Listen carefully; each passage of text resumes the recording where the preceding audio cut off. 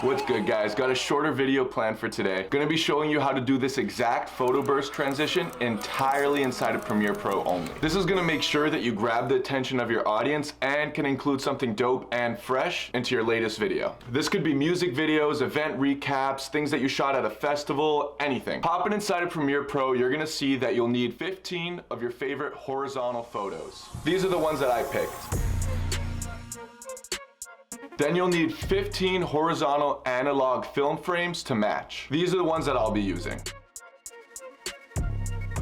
If you don't already have some of these, you can find them online just by typing in analog film frames, or you can purchase a pack online from your favorite content creator. They all have them. For today's example, I'll be using Jacob Owen's analog film frames. Once you have your materials downloaded and inside of Premiere Pro like I do here, nice and organized, then you can drag your first one onto the timeline like I did here. Here's the second photo that I chose to include, and then you just rinse and repeat the process, adding all of your photos. Now that we have our 15 photos laid out, we can add our first film frame. As you can see, that added a little border here, really selling the effect that we're showcasing photos and not just making it super static and boring. I messed around with the transform tool since personally mine were a little too big to fit, and you can do that by clicking on uniform scale here. We fit it to size. Then you can add your second analog film frame on top of the next photo in the layer above like we did previously. You can see right here that they are different from one another. Then do it for the rest of the photos like I just did here. Once again, keeping in mind that we're staggering the frames. What we did to the photos, we have to do to the analog film frames as well. I personally started off with, let's count 1, 2, 3, 4, 5, 6, 7, 8, 9, 10 frames. So about half a second approximately. And towards the end, I'm showing the photos for about 1, 2, 3, 4, 5 frames. Now I'll show you guys what it looks like once we have all the moving parts together, which I'll explain a little further in this video. I actually just broke down the video that's playing on the screen right now. So if you're interested in watching me break down from the ground up a film reel and how you can create your own, I'll link that in the top of the description and in the right hand corner. Now that we have the basic premise of this transition lined out, I'm going to show you guys all these other digital assets that I've added that really sell the effect. One of them being sound design, like hearing the crowd cheering as I'm showcasing pictures that are of a festival. We can hear the actual photo clicks when the photos are changing,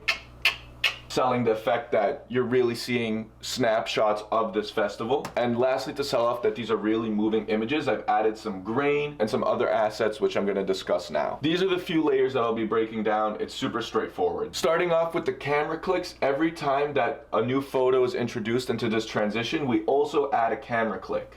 This is what it sounds like with only the clicks. As the photos speed up, you can see here, so do the amount of clicks. It starts off slow, then we got 1, 2, 3, 4, 5, and they get faster and closer together. In addition to that, I added a riser and a bass drop. And then to really sell off that we are at a festival and to make these photos feel like they're more alive, really immerse the viewer inside of the edit, we add some crowd cheering. This obviously feels a lot more immersive than just hearing this by itself.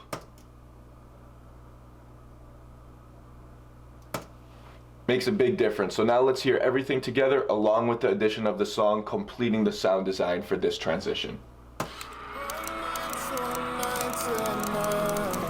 Feels a lot more immersive, right? The last thing I added was a couple digital assets. As you can see here, I added some 8mm film grain. This is what that looks like.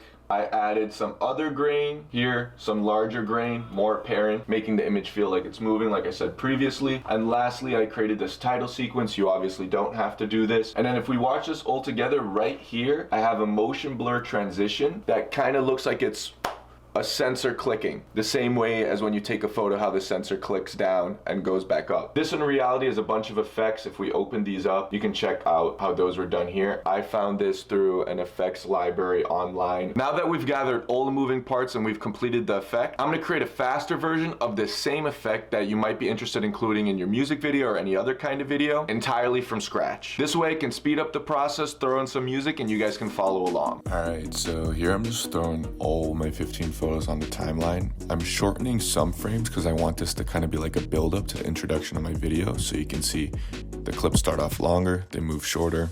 I'm adding the film frames on top of the photos now, adjusting the size of them.